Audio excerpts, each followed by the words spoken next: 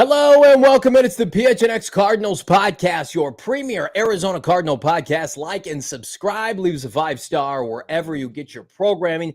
This episode is brought to you by our friends at ButcherBox. ButcherBox is offering our listeners an amazing offer where new users get free meat plus $20 off your first box. Check us out, butcherbox.com/PHNX. Use the bonus code PHNX. I'm Johnny Venerable. He's the co-host. Bo, Brack, Damon, Dawg behind the mic. Bo, we have a loaded show here on a Football Tuesday. Absolutely do, and we're going to kick it off with our guy, Brian Baldinger, of course, our All-City NFL analyst and NFL Network. You saw him all during the draft period, breaking down these big-time picks. And Baldy, Monti Ossenfort, for a second consecutive year, a universally beloved draft class. What do you think about the 12 players they added to this roster? Well, it could be the dirty dozen. You know, it could be the dozen that kind of gets them over the top and gets them back into, really competition right now in that division. They started with 6 of the first 90 picks. Well, they turned it into 7 of the first 90. And you can go through I'm sure we could go through all of them. But I think they got some, obviously starting with Marvin, they got some guys who are going to step on the field and make a difference. They upgraded this football team in a big way, in a variety of ways, and from a lot of different positions.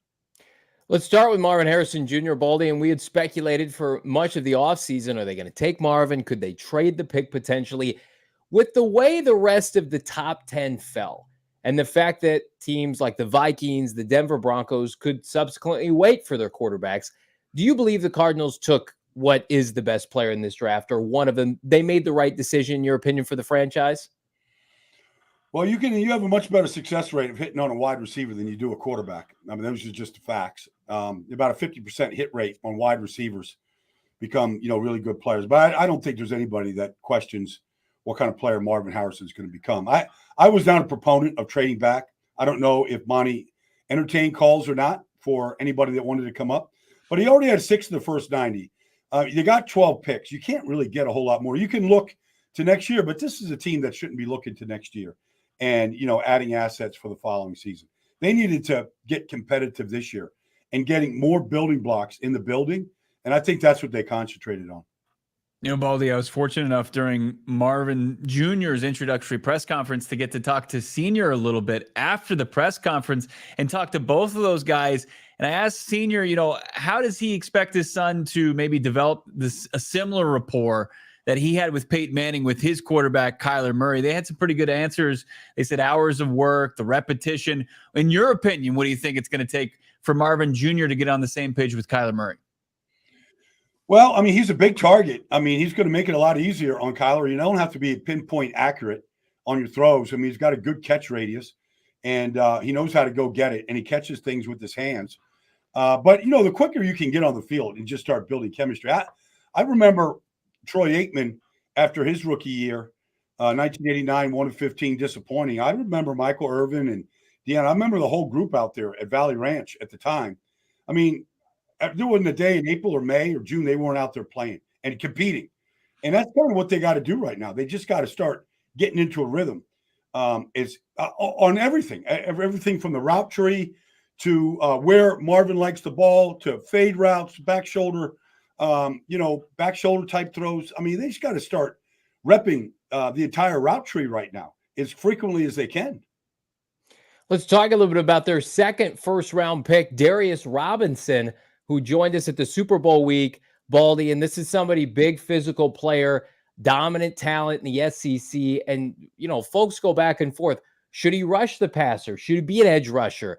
I argue that he is more valuable with the Cardinals today, in my opinion, Baldy, to be a 3-5 technique, 1 technique, whatever they want to use him, as a defensive tackle who can penetrate in the middle of the line of scrimmage. Where do you believe Darius Robinson should play for Jonathan Gannon? I think he could be a lot like DeForest Buckner. He's got that type of size that DeForest is in Indianapolis. I think he could be a real problem because of his length, just because of his, his ability to play a high volume of plays. Obviously, his numbers and sacks and all the things went up, but that comes with repetition too. That comes with having a real good plan and developing your plan as a pass rusher. But I could see moving Darius around too. I mean, I could look at a guy that, can stand up, that can be outside in a 5 or a 7 technique, that can be in a 3, depending on the situation, down distance, and matchups. I mean, you're seeing defensive linemen now, the way wide receivers go and match up on corners. You're seeing defensive linemen move around and look for favorable matchups across the board. I think Darius is one of those kind of guys that can do it. But his length, I mean, he's got a wingspan of 7 feet. You know, I mean, like you get your hands up inside. I don't care who you're playing against. That's disruptive to any quarterback. You talked about how Monti Ossenfort added a 7th top 100 pick. He did that by moving down from 35 to about 43 and then landing at that time, I think 79 that he moved down to 82. But with the selection that they made in the second round, it was polarizing to the fan base. But a co-host and myself, we really like Max Melton out of Rutgers. What are your thoughts on the Toolsy corner? I like him. You know, one thing about playing at Rutgers, I mean, you're in the Big Ten. You're seeing elite receivers every week. You're seeing good offenses. So you're getting tested. And I thought Max Melton answered it. You know, he's a very good tackler. He's very aggressive. I mean, he did come up with 8 interceptions there at Rutgers. You know, it's not like they were like, okay, we're not going to throw to, you know, we're going to throw away from Max. He's their best corner. Like, even in the opportunities that he got, he made the best of them over the last 3 years. But I think this is a really dependable guy. I think that has a chance to be real successful because, you know, he's got good quickness. He's got great speed. He's got enough size. Like, he's got what it takes. Now you got to go coach him up. You got to teach technique, you know, whether it's press man, bail, butt to the sideline, zone. I mean, you got to learn all these different things. And then the most important thing really for any corner is just constant communication with your safeties, with your slot, and just making sure that you're all getting the signals together and you understand exactly what you want to do. You know, Baldy, I'm a sucker for a day 2 running back. And the Cardinals, listen, they took their medicine last year. James Conner had a career year. He's also 29 years old. They had a kid out of Florida State, Trey Benson, RB2 in this class. A lot of people had him as RB1. Mm-hmm. And perfect scenario, in my opinion, Baldy. Come in, learn from James Conner. It's a big physical back. What have you seen from the former Seminole product that could have you excited for Arizona's run game? Well, there was a reason why Florida State was the best team in the country, you know, up until when, you know, Travis got hurt, but Jordan Travis. But, like, their run game was strong. It's not like they had a bunch of offensive linemen getting drafted either. Yeah. I mean, that was a strong run game from Trey Benson. I mean, he's got the size you want. He ran sub 4.4, you know, and he's got quick enough feet. Some people, I don't know, you know, everybody's got a different flavor at that position. But I like a 220-pound back. I like a guy that, you know, can punish you and run you over and truck you when you have to and get your short yardage conversions. Like, I just think he's going to be a great compliment to James Conner.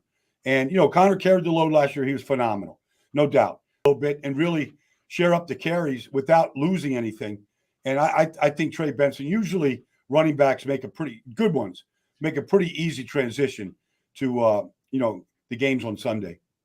Let's talk about your specific expertise, the hog mollies that the Cardinals have added in this draft. And I think you can go from a duo to a potential trio as far as kind of bulldozers in the run game with the addition of tight end Tip Raymond, but also you've got Isaiah Adams, who played at Illinois with him, who looks like he'll bump inside. And then the Cardinals, did they benefit from just this deep tackle class to Christian Jones falling to the 5th round? Well, you look at Isaiah, you know, you look at Isaiah Adams. I mean, he's got tremendous size. Okay. I mean, you know, he's a big, wide guy, got long arms. Like, that's what you're looking for inside, and he can move. So, and then I thought Tip Raymond, honestly, was the best blocking tight end in this draft. I mean, I was on a podcast with the 49ers, and I'm like, they lost 2 blocking tight ends. Seattle lost 2 tight ends. I was on these podcasts. I'm like, you should look at Tip Raymond. I think he's 270 pounds. He's 6'5". He runs good enough. He runs in the 4.6s. They didn't throw to him a lot. But the blocking, you just watch him on the edge.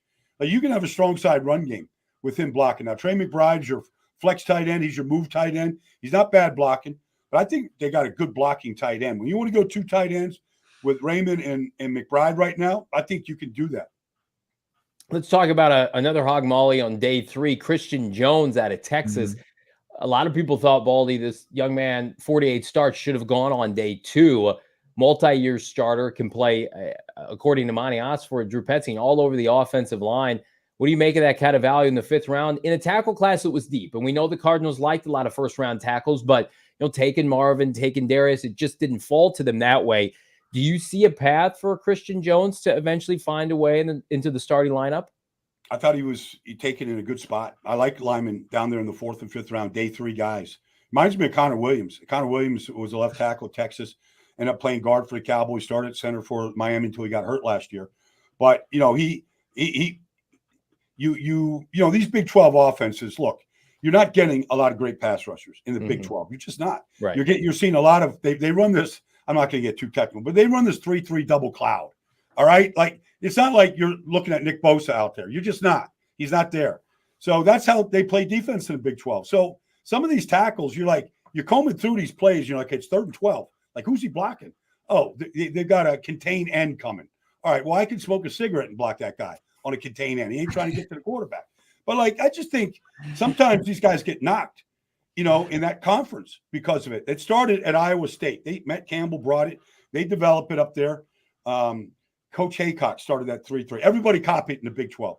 So you're just not seeing a lot of reps of these guys playing tackle in the Big 12 where they're really, like an NFL. Like, okay, here comes Latu. Here he comes. All right, what's my plan? Like, you're not getting a lot of that in the Big 12. Yeah, it's not recommended to rip a cig and then also pass block at the same time, but it's a tremendous insight. So looking at this 12-player class, any of your faves in there? Yeah. Oh, I mean, when they drafted Dadrian Taylor Demerson, I couldn't believe it. I mean, because I thought, honestly, he was I knew he would probably go in the later rounds, which is fine because he's, 5'10" and change. He's not the biggest safety, but he can flat out run. He can cover. He can hit. They had another safety, Owens. They got drafted. I liked Dadrian. I thought this was going to be a fine. I had personnel directors on teams ask me if I would go take a look at him, see what you think, see what you see. And I'm not going to get crazy saying he's Earl Thomas. He's not Earl Thomas, but he's a good football player. Now, there's, Buddha and Jalen are a really good tandem of safeties, but everybody's looking for 3 safeties in this league. And at some point, you can't pay one guy. They leave him free agency. But regardless, I think Dadrian gets on the field this year. Like, he's one of my favorite day 3 picks in this whole draft. Yeah, and Budda Baker's another year older. He's coming into a contract year. Cardinals maybe want to keep their options open there. Baldy, you look at the scale of this class in general, 12 picks. They only had to add 3 undrafted players because they didn't have room on their roster. You look at what Monti Ossenfort's done each of the past 2 off seasons. Do you believe, and we got to see these kids play in the fall, that enough has been done to get the Cardinals back to national relevance, that people in the Valley, people around the outside of the NFL can look and say, well, the Cardinals, they retooled their roster. They've got real players now, and they can vie for a postseason spot in the NFC. It's a tough division because the Rams have gotten a lot better too. And the 49ers are basically, what everybody's looking up at. But regardless, I mean, they were competitive last year. They beat the Cowboys, beat the Eagles, went to Pittsburgh, won. They beat 3 playoff teams. So there was something there, the way Coach Gannon was coaching. All right. I mean, we talked about it throughout the year. Highly competitive. Games slipped away from them, but wasn't like they weren't ready to play. And so I don't think, Arizona could go to Philly this year and surprise them. I don't think they go to Pittsburgh and surprise anybody. They know that Marvin's out there now. You better be on your game. Like, he's going to take it right off the rim and right in front of you. So this is a much better football team right now. I think if you line up and play, there's very few weaknesses on this team right now. And so you might still say, okay, they could still use like a real juice off the edge, a little bit more than what maybe they have. Okay, you can make that argument. But I thought the offensive line came together last year. We'll see what happens at left tackle if there's competition there. But I just think this is a good football team right now. And I know Trey McBride can play. I know Marvin can play. I know Kyler is going to be a better player when those guys can go get it. And I know they're going to emphasize running the football. And I feel like they got 2 guys that can do it. I like the way this Cardinals team is being built. I think it's being built the right way. They spent their money wisely. I thought they got a good haul in this draft. I don't know how many of them are going to get on the field. I could see a case for 8 or 10 of them getting on the field, in various roles, some starters, but I could see 8 or 10 of them getting on the field in a variety of roles throughout the season. He never leads you astray. In full admission, I was scrolling my timeline a couple weeks ago, and there you are in a pool saying you had some premonition that the Falcons were going to take a quarterback. And I just was like, there's no way. They just spent all this money on Kirk Cousins. But the guy who nailed it way before anybody else, Baldy, saying that the Falcons were going to take a quarterback. Anything go into that outside of you just had a feeling? Yeah. I mean, I was a big Michael Penix fan. Yeah. And then I used to do the preseason games for the Falcons, and I got to know Arthur Blank really well. I did the preseason games. I was doing their games when Mike Smith and Matt Ryan first came together, 2008. And I was doing their games then, and they won 11 games in the first year with Matt Ryan. And they turned it around, and then they were highly competitive. And so I was like, I knew Michael Penix was a much better quarterback than what people were saying. I understand the injury history or the age. I get how some people could ding him for that.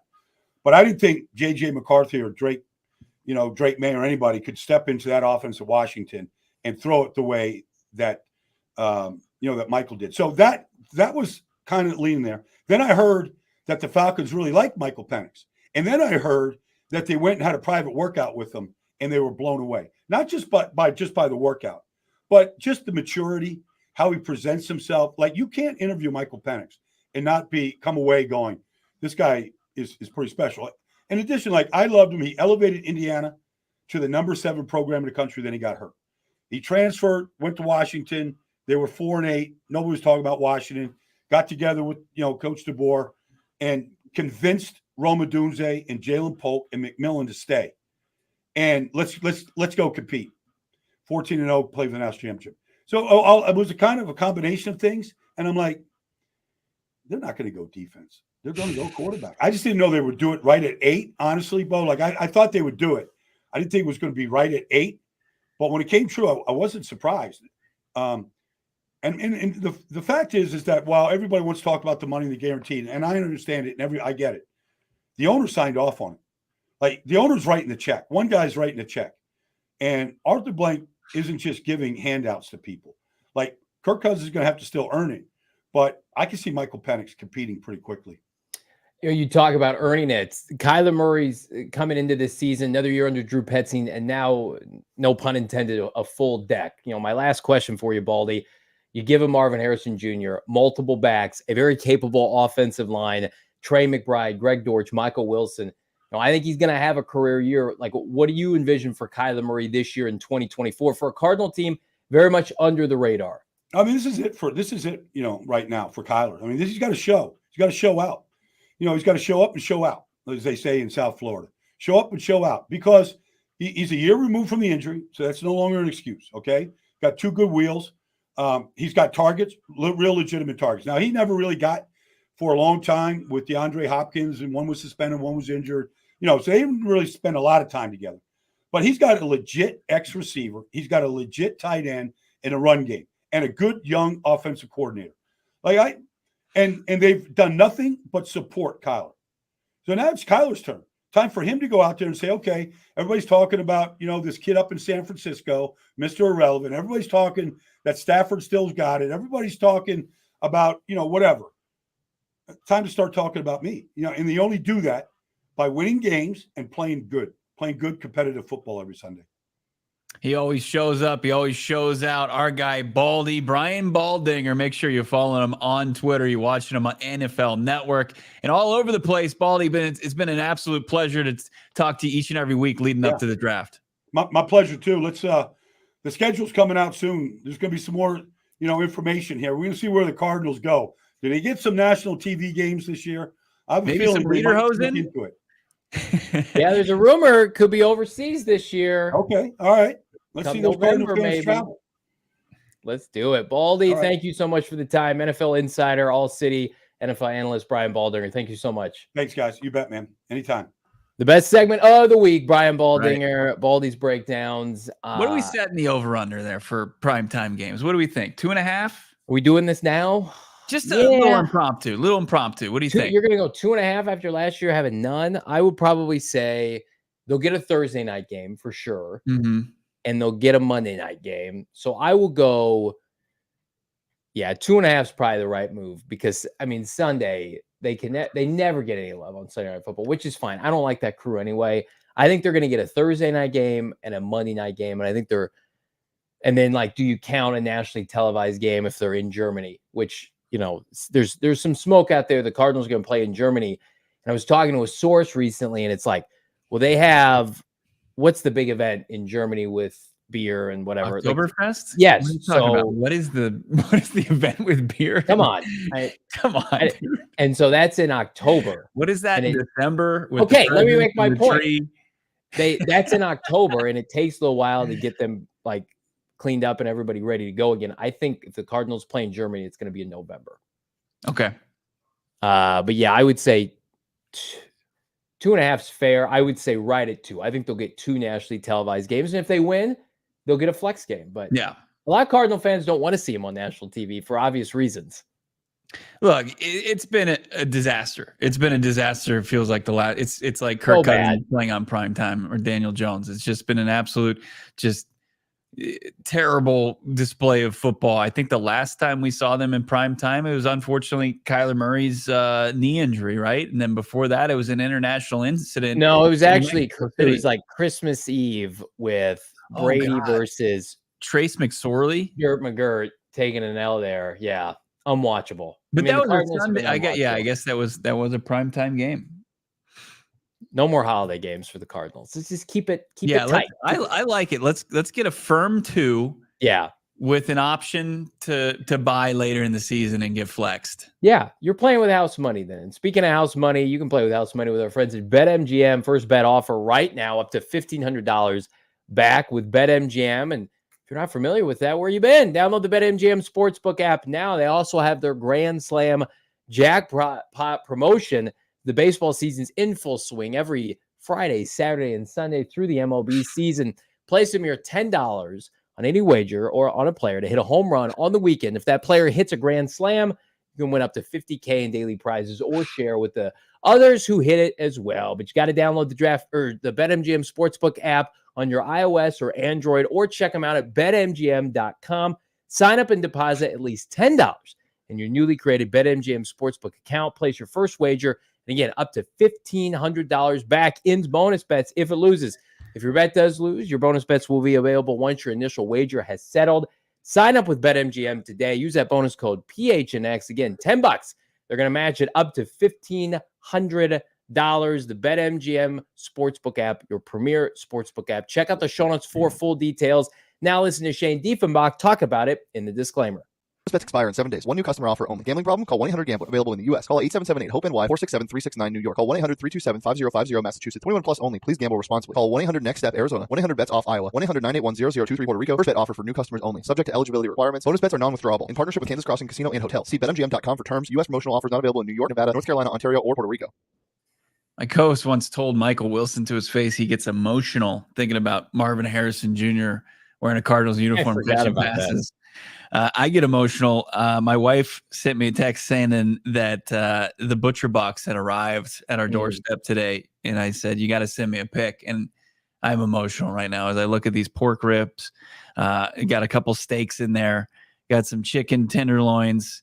I got so many ground beef packages. The grill is going to be lit up for the remainder of the week, and that's what we're going to be throwing on for dinner. Look at that. It just looks, just all that selection of meat looks fantastic. You can be emotional as well. All you have to do is sign up for butcherbox.com. Use this link, butcherbox.com/PHNX, and you use the code PHNX, and you're going to get yourself some free meat as well. You're going to save some money, $20 off your first box. Join us using that link, butcherbox.com/PHNX, and you'll receive this exclusive offer today before time runs out. It's going to be elite.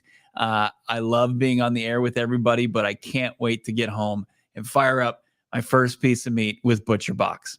It's great. Arizona Animals saying Johnny's Butcher Box comes with no steak. Yeah, I just got a big cardboard box, and I open it up, and there's a note that says, "You haven't earned this yet. You don't get this." We saw the name on the package, and we removed all the steaks. You get all these you get these starter steaks. They're like 4 ounces, and then once you finish all those, you get the big daddy. Yeah, I just got a bunch of utensils in mine. That's great. Good stuff here. Let's get to this super chat. Goes to Pat Tilley. Like this video, by the way. Subscribe to PHNX Sports here on YouTube. $10 super chat goes to Pat Tilley. Thank you so much. YouTube mentioned MHJ tape Melton. Good call. MHJ gave Melton props. Isaiah Pacheco, 7th rounder. Don't sleep on the RU Scarlet Knights. I think, listen, I slept on him, Ghost, this offseason. My co-host was much more with it. When you watch him play, like, listen, that's why you have to, I'm numb to a lot of bad school prospects because of Steve Keim. And I have to remove myself with Monti Ossenfort that, oh, yeah, I trust you to take a cornerback from Rutgers, who, by the way, was projected to go in the 2nd round. It's not like it was a reach. But he did compete at the highest level. He's competing against Marvin. Like a lot of us, like Andy Isabella, who is he competing against, at UMass, right? A lot of these busts that Keim would take, I love Zaven Collins. We're going to talk about him. Tulsa competition, right? Isaiah Simmons, what would his game translate? Max Melton is an outside corner that excelled in the Big Ten, that played the highest competition, that has the tools to succeed at the next level. So, and then you watch the kid, and he looks like a dog, and he looks like an ass kicker, somebody that can come in and make an impact. It's easy to see why they like him. He's 6'1" with long arms, somebody that takes the football away. Isn't that what people love about Kool-Aid? But what's the difference? Kool-Aid played on a loaded Alabama team. That's the difference, and we knew Kool-Aid. But Monti Ossenfort said, no. I think Kool-Aid, good prospect, not as good for us as Max Melton. I trust JG. Yeah, absolutely. It's a collaboration, right? It's not just Monti Ossenfort, his scouting staff. It's also, they meet with their coaches and hear, their thoughts on the draft class. They heard their thoughts on free agency, and it just feels like Melton, once he gets, and we'll talk to Rollis about this tomorrow as we talk to Petzing about the offensive additions, what their plan is and how they feel like they can really maximize Melton's skill set. As you said, sub 4.4, he's long, Baldy said dependable, right? And that you like to hear that, right? Especially at that position. Topic 64, $4.99 super chat. Thank you, my guy. Will you guys be doing something like a mock depth chart? Absolutely. We're going to get into that. We've already started to kind of fire them off on our respective Twitter accounts, but we're going to get into it and kind of get the consensus. Myself, Johnny, Damon, Dawg, what we think this depth chart's going to look like, and start putting those out on shows. Not today. I think I wanted to hear from Petzing. I wanted to hear from Rollis. And then I think Thursday or Friday, maybe we'll roll out one offense and one defense in back-to-back days. Yeah, we got Rollis coming up. We've got mini camp coming up here with rookies. A lot of good stuff. My son was asking me, when is the NFL season? You're going to blink and it's going to be time for training camp. The schedule is going to come out. We have a little bit of lull in June. I think the Cardinals are going to be semi-active in free agency. I think they're going to monitor some of these free agents that are available, because you heard Brian Baldinger. Here's what a draft class like that changes. They're going to play young guys, but last year, what were they doing over the summer? They were subtracting players. They were trading players off for late round picks. They cut DeAndre Hopkins around this time last year. They're going to be doing the opposite this year. And I'm not saying they're going to sign everybody. And that was one of the things Keim was good at, was some of the late additions in the summer. We can see Monti Ossenfort now scour the free agent market. Is there a pass rusher that makes sense for this team? Is there additional offensive depth at receiver or tackle? Is there another corner or a safety? I think is there a defensive lineman? Cardinals are going to make at least one move of note, I think, over the course of the summer in preparation for training camp. Because, yes, the evaluation time is here. They're here to win football games. And it's not like they weren't here to win football games last year. But we know, no pun intended, Bo, they were not playing with a full deck. Yeah. So now it's like, okay, expectations come out, schedule comes out. We want to win every game. We want to be competitive. As Baldy said, Kyler Murray's going to have hopefully his best year. The targets are there. This is a good football team now. It's unproven. It's young. But you're not looking at this like we did for a lot of Sundays. We would preview games, my co-host and I. A lot of shit had to go right for the team to win. A lot of stuff. This year, it's like, okay, you can make some mistakes and have enough playmakers, especially on offense, to get the dub. Yeah. People are asking about the news that broke on their flagship radio station. It's not really news. If you've been listening to this podcast, you knew that this was what was going to happen with Zaven Collins. He wasn't going to get his 5th-year option picked up. Yeah, here's Richard, $4.99 in front of the program. They didn't pick up his 5th-year option. What does that mean for Zaven Collins? And I think we know what it means. It's a make or break year, right? I assume that he qualifies as a defensive end, right? As like an edge rusher for that 5th-year option. Yes, I think so. Right? Yeah, because he played that last year. I think it would have been snaps over his entire career and what position he played. You don't think it's a huge difference? If he qualifies as an edge rusher, there's no chance they were going to pick up that option because. But I don't even think they would pay him inside linebacker. If he qualifies as a linebacker, it's about anywhere from 12 to 13 million, and they weren't going to pick that up. Zaven Collins is going to get every opportunity to have a good year. Zaven Collins, the best thing that Zaven Collins had happen to him was Jonathan Gannon and Nick Rallis arrived in Arizona. Gannon and Zaven Collins are super close. We know people out in the community of Arizona that have seen the two of them just out eating together, vibing together. He wants good things for Zaven Collins. He wants good things for all of his players. But Zaven Collins, at the end of the day, if Zaven Collins doesn't succeed this year, and he doesn't get a new contract in Arizona, I don't know if there's a better place for him to have an opportunity, frankly, Bo. Right. And this is a guy that had to transition to a brand new position last year. I mean, he went from a guy playing off-ball linebacker to rushing the passer as a edge defender.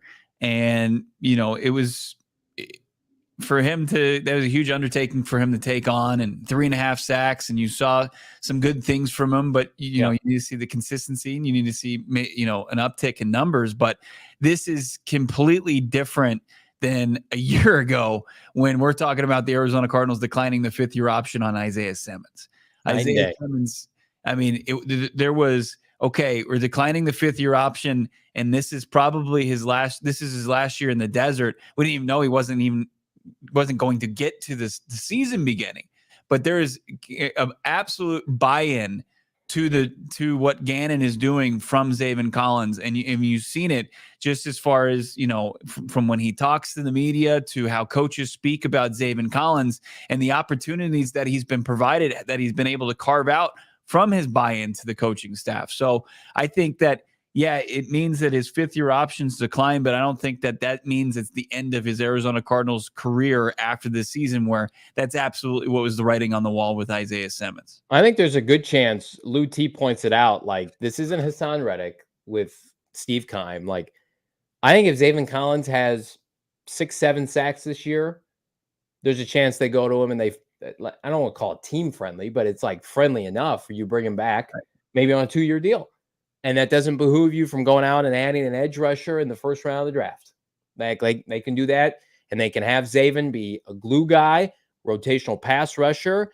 He basically is somebody in a position, Bo, that, I can go in. I can be somebody that this locker room trusts. I can be a plus run defender. There's no reason why Zaven Collins can't help himself. I think he will. And if you ask me right now, I think Zaven Collins is going to have a good year, and I think he'll be back. I think he'll be a priority free agent for them because it's a premium position. They've molded them, I don't want to say from scratch, but everything he's learning now is he's learning under the tutelage of Nick Rallis and Jonathan Gannon and his position coach.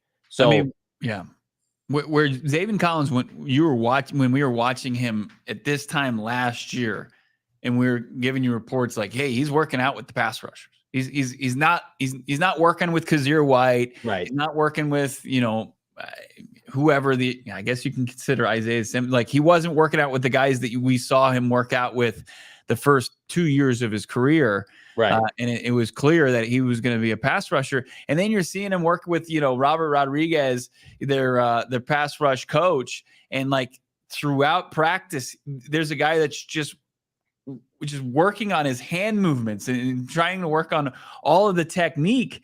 He was so brand new to this position, and he found, he found success, considering that he was completely raw at playing the pass rush position. I mean, we went from off ball where you're a couple of yards off the line of scrimmage to basically making contact, with tackles immediately, and having to have the, create your whole repertoire of pass rush moves on the fly. The fact that he got 3.5 sacks, if he can double it, like you'd mentioned, if he can get to 6.5, 7, and becomes a really rock solid rotational player, I mean, that's good for the Cardinals to have. Like, get the Dennis Gardeck contract of a couple years ago, or whatever that is, the going rate of that with inflation. Like Tommy Dillard in the chat, Zaven had a higher grade against anyone against the run, 73.9. Like, if he consistently produces in the run and he gives you supplemental sacks, I'm totally with you. I'm glad you brought up Isaiah Simmons too. This is night and day from last year. Yeah. Isaiah Simmons was not a fit for their locker room. Let me emphasize that. Not only was he not a fit on the field, and they've kept other good football players around that they're trying to figure out what to do, a la Zaven Collins. Isaiah Simmons, they got him out of their locker room purposely. They said goodbye for a ham sandwich late round pick. Zaven Collins is a glue guy that elevates everybody from a personal and professional level. He's a incredibly high character guy, just like DJ Humphries was. So they need players like that, because all of these rookies are impressionable. You don't think you want Zaven Collins around Xavier Thomas? Of course you do. So he's a guy that I think has still some upside. I'm not like, I know a lot of people were upset. I put a tweet out after the draft, like, good weekend for Dortch and Zaven Collins, right? Mm-hmm. No receivers drafted. And the edge rusher they took was late on day 3. Zaven Collins has every opportunity now with Justin Jones and Darius Robinson and Powell and these guys, Ojulari on the other side, to be productive this year. And now it's up to him, just like it's up to K1. It's up to Zaven Collins now to put it all together. And I'm not going to bet against him. He started the year really strong too, by the way, and then he hit a little bit of a wall. Like, can he just have sustained success every week or so? There's a sack, there's a pressure, there's a forced fumble, making impactful plays. They're not going to get rid of him. They have too much money. If he's productive for him, he'll be back. The 5th-year option does not matter. Well, you got to change the expectation, right? The original 100%. expectation was he was the 16th overall pick. And then he was miscast as an off-ball linebacker with his 6'5", 260-pound frame. Yeah. And, as soon as he developed any kind of pass rush repertoire and it's put on film, and then, as the league does, and it's a league of adjustments, they adjust, and Zaven kind of was drawn dead as far as that. Now that's not the case any longer. I'm sure he's been putting in the work in the offseason, and it applies not only to Zaven, I think it applies to a guy like Cameron Thomas, who wasn't necessarily a scheme fit, and guys that you see and you're like, man, I wonder what their deal is versus the guys that were sent packing. And the deal is that the full buy-in, guys that are working their ass off and fit the culture of the organization. So, Zaven Collins is in a spot right now where he's gonna have to play to continue his NFL career, continue his Cardinals career.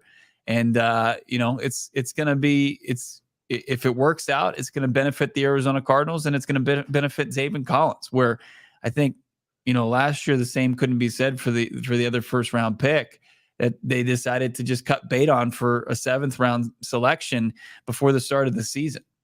Illa Dre, $1.99. Agreed. Our new D-line, Zaven, should have more help. 100%. Yeah. Like, you make an argument, Zaven was probably their best defensive lineman to begin last season.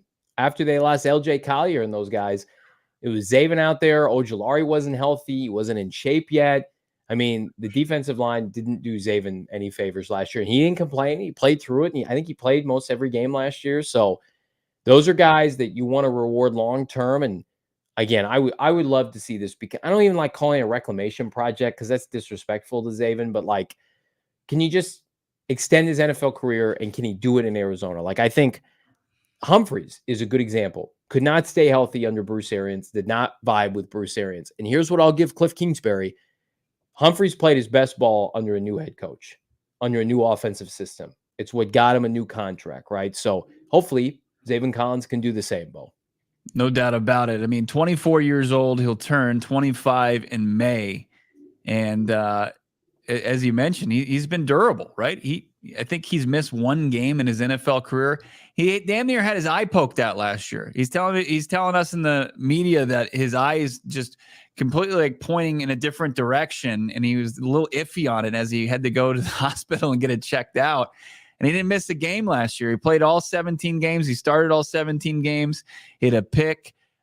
He had a couple passes batted down, a fumble recovery, and 3.5 sacks. When I hear coaches from the Cardinals talk about guys that are going to make big jumps from year one under the coaching staff to year two, I immediately think of Zaven Collins. There's going to be the opportunity for him to do that.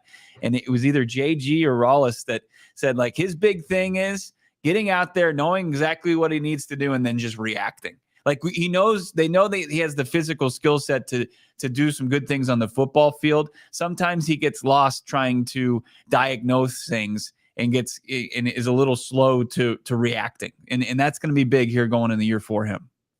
Adonis saying, what about the future of guys like Keitrell Clark? I think, again, camp battle for he and Starling Thomas to make this team, because they're not cutting. You would assume any rookies from this year outside of, the seventh rounder has a little bit of a climb, but Keitrell had a good camp last year. Hopefully he can build on that. But you heard Baldy, this roster's good, and it's going to be in a position where how many guys can make this team, and the competition is going to be better forever for everyone, frankly. And I think when you saw this team last year, Bo, it was like guys who are on this roster, let's be real, were on this roster and maybe weren't worth an NFL roster spot. They were backups. They were practice squad guys.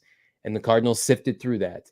But yeah, Ozzy's saying training camp is going to be a war. It's going to be in a position where, and that's how the best teams are. Like, there are teams that are sacrificing picks for proven players because they feel like they're a couple pieces away. The Cardinals are not, but they're also in a position where, okay, let's start to smooth this out a little bit. They had added like really 3 premium defensive back prospects. The kid they took out of Texas Tech was basically a top 100 pick. Then they added 2 corners in the top 100. Defensive back room is going to be feisty. It's 100% brand new with Sean Murphy-Bunting entering the picture. I watched highlights from the Philadelphia game today, and the Eagles were doing whatever they wanted to do with their wideouts, specifically Julio Jones. Think about that. 100-year-old Julio Jones was out there catching multiple touchdowns against the Cardinals. Like, those days are over, thankfully. Yeah.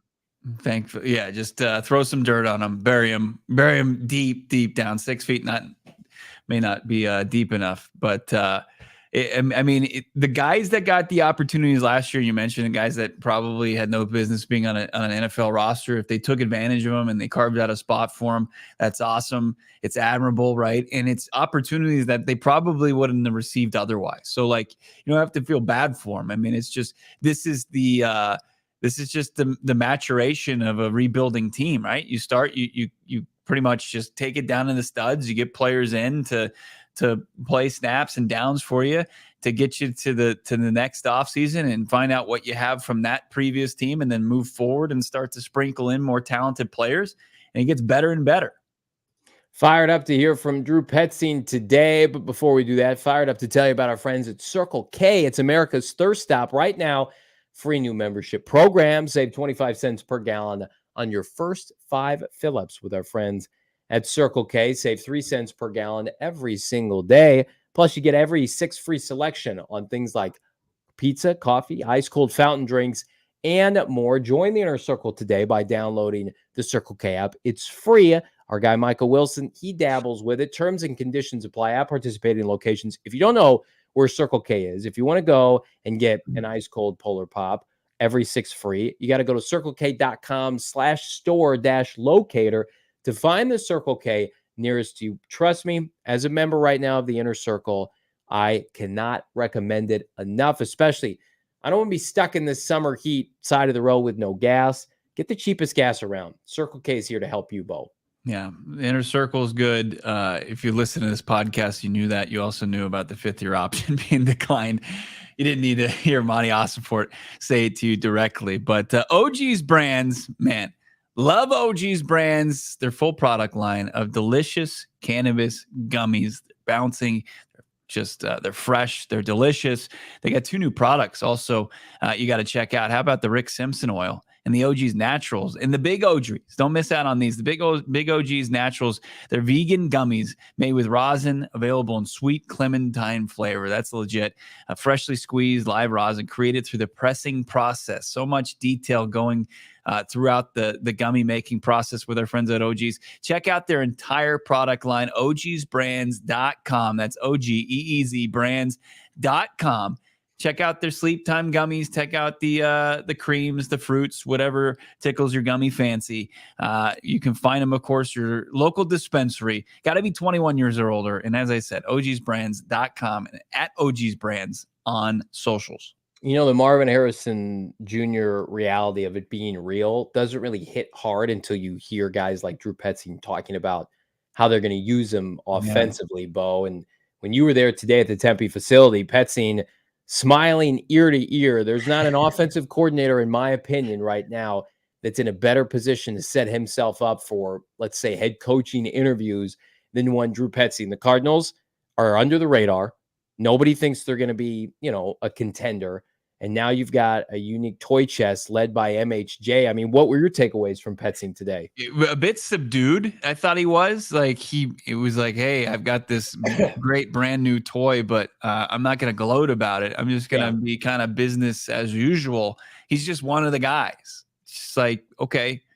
It's like you're dating Sydney Sweeney. Yeah. She's just this old ball and chain back here, just like anybody else. I think that I asked Petzing kind of about the process of adding Marvin Harrison Jr. and this is his answer, and it echoes what I was just saying. Yeah, I think it's just like anybody else walking in this building. I think it's we got to get out on the practice field and watch him move around, see what he does well, and make sure we're trying to utilize the best of his abilities to operate our offense at a high level. I don't think that's going to change with him as it would anyone else who walks in the building. Anybody see the year Amari Cooper had with Drew Petzing and company? I believe that was that 2 years ago. Was that last year? 2 years ago. They love number one receivers. I think there's like a mindset where it's like, well, they want to run the ball. They don't want to showcase receivers. No. If there's a number one receiver, an alpha, they will utilize him downfield. And I see some people like after the draft that are like, oh, Marvin doesn't break enough tackles. And then CJ Stroud came out and was basically like, well, when you're wide open all the time, it's hard to break tackles. So the sky's the limit, and I think Petzing is the perfect guy to kind of unlock MHJ to a different level. Not to knock on Cliff Kingsbury today.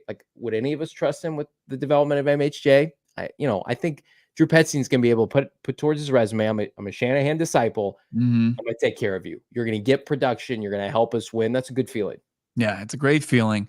Petzing did get a bit giddy. You can kind of feel it when he was talking about just kind of giving his new wide receiver one, giving him his own scouting report, his skill set. Damon, if we could see that, that'd be great. I mean, you guys have seen some of the highlights. I think it's really the big picture. I mean, it's the size, the speed, the change of direction, the ball skills. Certainly what you look for in a top wideout. So certainly excited to see that on tape and expect that to continue as he continues to come in here and get better as we get working. He's a dirty dog for downplaying it. No, but Marvin is not high profile. He's an introvert. And he's a worker and he's a grinder. So they almost just have this is a business. I get it. They have a business approach. This is a business trip mindset. We're just gonna get to work. Yeah. I mean, they're talking about Marvin like they would talk about a mid-round receiver out of UTEP. That's what that's how they're talking about it. But it's like, no, but everybody falls in line, everybody earns their keep, and then you let the play and the production speak for itself. And again, I don't doubt that Marvin's going to be great, but he should have to come in here and earn the reps, earn his spot, and he will. I mean, there's just such a different vibe around this team right now, man, than years prior. They're so much smarter on how they do things, and it's a real NFL operation with NFL people knowing how to handle a prospect of this caliber, and it's great. It's refreshing because, again, I don't know if I would trust too many prior other regimes, not named Bruce Arians, to do it. Yeah, I mean, they're adults in the room making the decisions, and they know, don't get too high, don't get too low. And I think it's like they all brought, packed lunch, and it's a lunch pail mentality, and they got their head down, and they got to focus and are set on, what the ultimate goal is as a team. And you also have to think about what the offensive philosophy is, what they want to do. This is a ground and pound team. But then they've got this quarterback with all this arm talent. Now you've got an outside wide receiver option. It's just I don't know. I don't know what the analogy is, but you just got you're going to ground and pound with James Conner, with this full array, these offensive linemen. You just drafted this hard-nosed tight end 2/3 who's going to be controlling the C gap, as his position coach said yesterday. And then you also have this ability to play like kind of this flashy football with your quarterback throwing dimes to your big time wide receiver. What else did Drew Petzing have to say about Marvin Harrison Jr. today? Because again, like you think about Marvin Harrison Jr. and what he does for everybody else. Like we talked about that with Darius Robinson. What does Marv do for Greg Dortch? Like that's who I thought about today when listening to Drew Petzing talk. Obviously, Trey McBride, Michael Wilson, they're going to get better as a result. Is Greg Dortch maybe the most slept-on player in this offense? There is nobody, in my opinion, that is going to vie for playing time over him at slot receiver. So Marv he has that elixir effect for everybody in this offense. Yeah, I did ask Petzing. I said, what does he do to complement the other playmakers in this offense? This was Petzing's answer. Yes and no. I think, kind of the earlier question, I think we have a feel for how, his skill set and what he's done in college, but I think a lot of it's going to be defined by what he does out here on the field this offseason and into training camp and some of those early games. You have to earn everything in this organization. And he said that much as well when he was talking to, asked about kind of Isaiah Adams and Tip and, the other receivers that they took, and Palmer out of UAB and the tackle out of Texas and Christian Jones. And it's like, there's going to be competition all the way up until opening week of the season. And it continues after that. But, as far as solidifying spots and starting spots, it's like they embrace competition from top to bottom. And if you're in this building, you're going to have an opportunity to play. And like you look at this, and last year, you and I, and we were thrown off by the Illinois selections this year, right? And it was primarily because, we thought that they were going to utilize the first through third rounds as an ability to draft starters, surefire starters for this team. They're going to be impact makers, where I think we had to adjust that. Like, sure, they're looking for starters and impact makers, but I think you also have kind of high volume backups too that you've added to this roster. Like, not only did you get a starter at wide receiver, you got a starter on the defensive line, you got a starting cornerback, but then you get Adams and you get Raymond and you get another, Elijah Jones. Yeah. You got guys that are going to be playing 25, 30, 40% of the snaps, and they're going to be a high volume backup in the NFL, which serves a huge purpose in a team that likes to utilize and really kind of ring out their entire 48-man roster on game day. Well, like especially the defensive line, the cornerback group, tight ends, like the starting tag does not mean the same as it does for Kyler Murray. Kyler Murray's playing 100% of the snaps, right? Paris Johnson Jr. is not coming off the field. But like the rotation on the defensive line, those guys are playing 40 to 60% of the time, right? Nobody's playing 80% of the time. Gannon told us that's his philosophy. The defensive backs will rotate, and the tight ends will rotate. And the running backs after James Conner will all get their place. So they probably laugh at all the projected depth charts that come out, because as you've mentioned many times, if you have a roster spot, number one, you have to earn it. Number two, make your keep on Sundays and contribute, because if you're not ready to come in as a tight end number two, if you're Tip Raymond, guess what? Then it's going to be a big time problem, because they drafted you to play, I think, 60+% of the time. Let's get back to some of these super chats here. Richard, $1.99. Does Darius Robinson mean bad news for Cam Thomas? Probably. I think Cam Thomas go through training camp. He's just really physically put together kid. He was an older player coming out of San Diego State, and it showed a lot of promise 2 years ago. I'm sure they're going to give him the Zaven leash to some extent. But if they can tell early on, like, there's just no fit here for him, which is crazy. Like, I don't mean to knock on Dennis Gardeck every podcast. If you put Dennis Gardeck next to Cameron Thomas is much more physically imposing. But Dennis Gardeck is just a better pass rusher. So Darius Robinson is bad news for any defensive lineman that was here prior, not named Dante Stills. He's coming in here to make people uncomfortable, and he's going to start for this team. So everybody else fall in line. Yeah. I was rewatching our interview with Darius Robinson. He gives himself, it wasn't himself giving himself a comp, but what he's heard, it's pretty absurd. Do you remember what it was?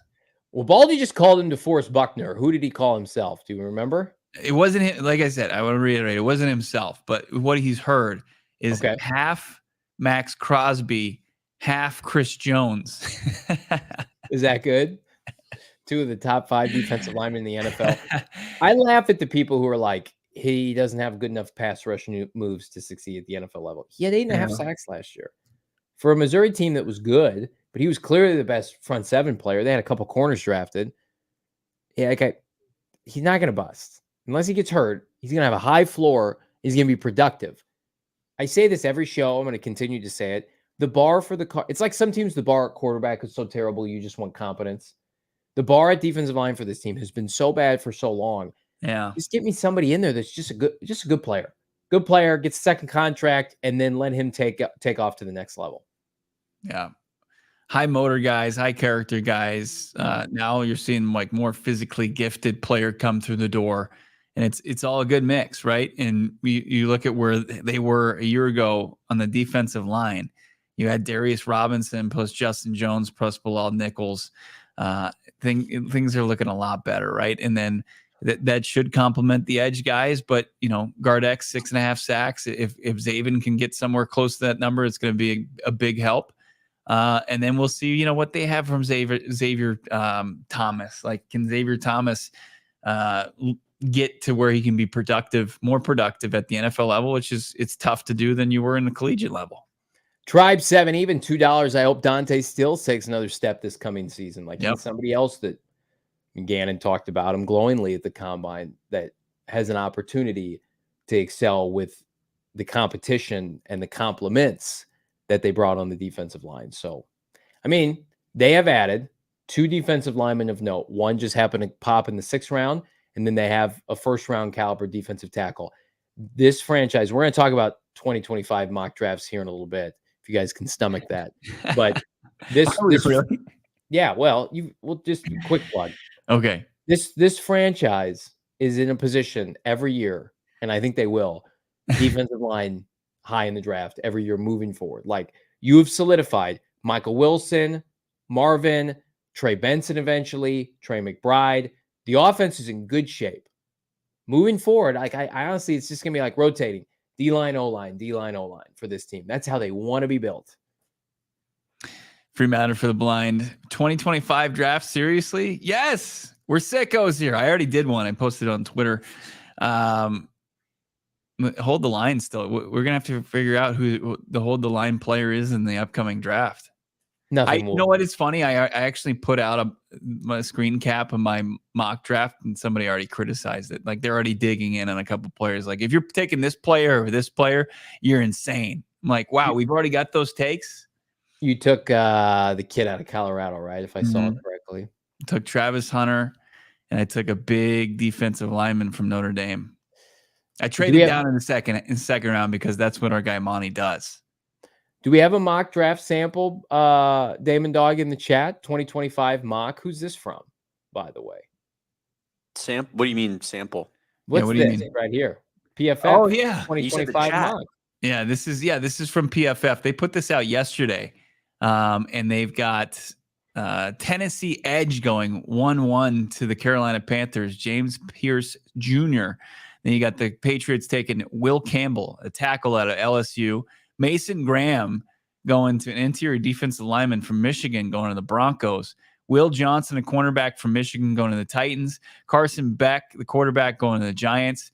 Kelvin Banks Jr. going to from Texas to the Commanders.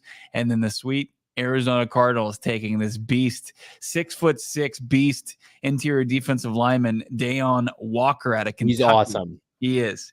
And then Benjamin Morrison, who I guess played nearby at Brophy in high school. He's at Notre Dame. Shadur Sanders going 9 to the Raiders. And then, you got some edge from Texas A&M going to the Seahawks. Sucks to suck in future mock drafts, Seahawks. But the Cardinals aren't picking 7. They're not. Yeah, that's the biggest pushback I got from the one I posted today. It's like, I don't control, like, that's my guy Trev Sikkema. He's the one that controls where they pick 7th overall. I'm sure he'll disagree with where they're selecting 7th overall. I don't know what logic went into that. Dayon Walker is so good, though. Yeah. 7.5 sacks at 6'6" as a nose tackle. Unbelievable. Just a monster. That I will hold the line for I would Walker. too, yeah. The kid out of Tennessee, Pierce, Williams out of Georgia, Jackson out of Arkansas. The edge rusher class is so much better next year. It is. There will be 5 to 7 first-round edge rushers, and the Cardinals will have their pick.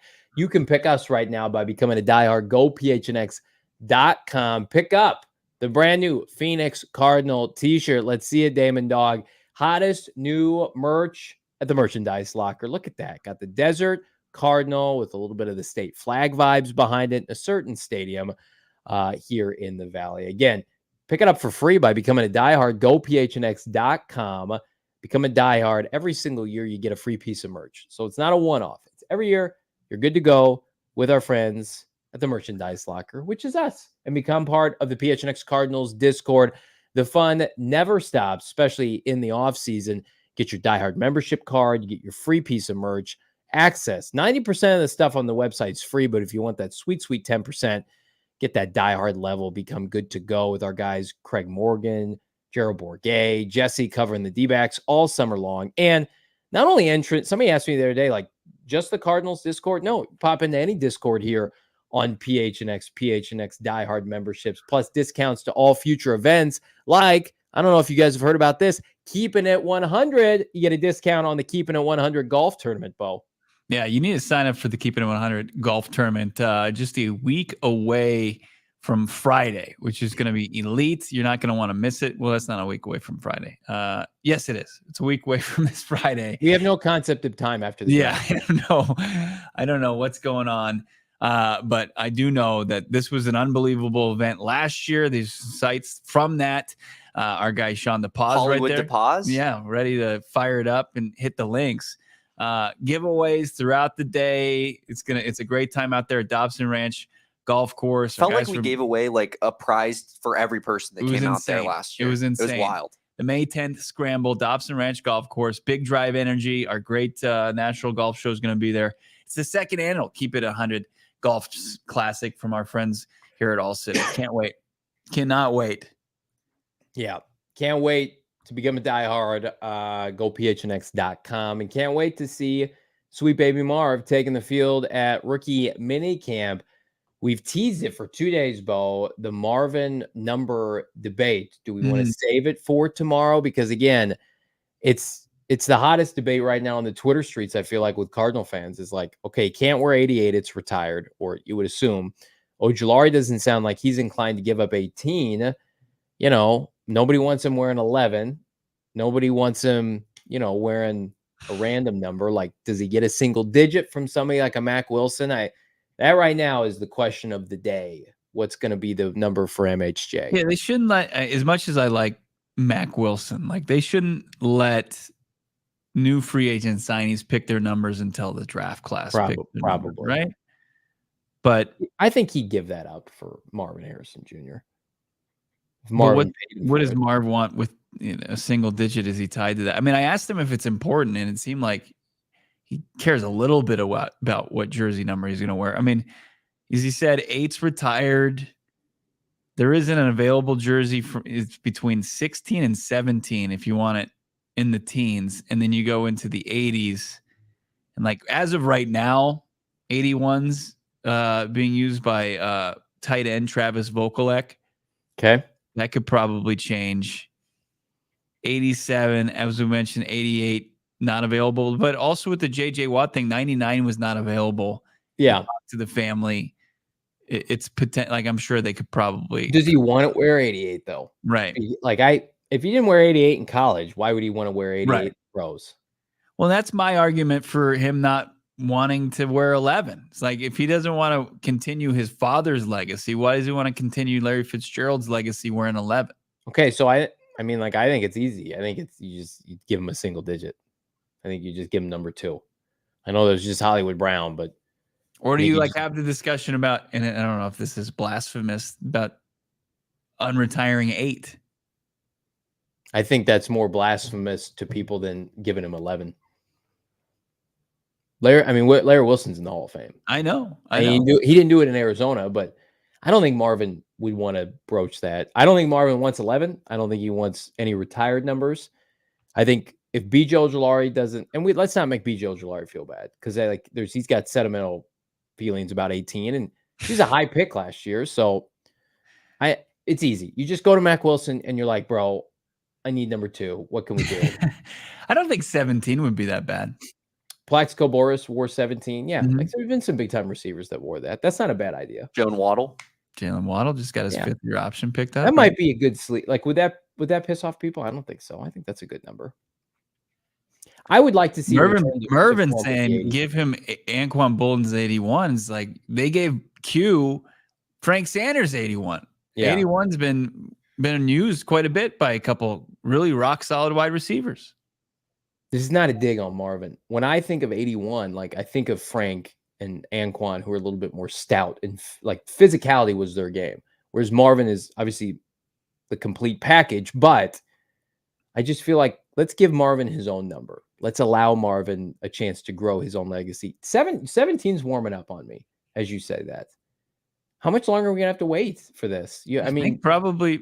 I'm sure rookie mini camp, which is the same. You don't think they're going to make it available? You know, they want to open up that team shop and start selling those. Well, man, he hasn't signed his agreement, right? Let's go. You're on the team. Let's go. Zero would go so hard. I'm sorry, Zach Pascal. I don't think I like that. Why? I don't like zero. That's a big zero take right there. I told you BJ Ojulari should be zero because Ojulari, get it? I like that. I do like that. Yeah. I think BJ Ojulari would do a lot with that, but I think that's what he does. He takes this clip, he brings it to BJ Ojulari. He gives your idea, says, "Look, I'll give you $25K, and we'll get Zach Pascal. We'll just cut him." Well, that's terrible.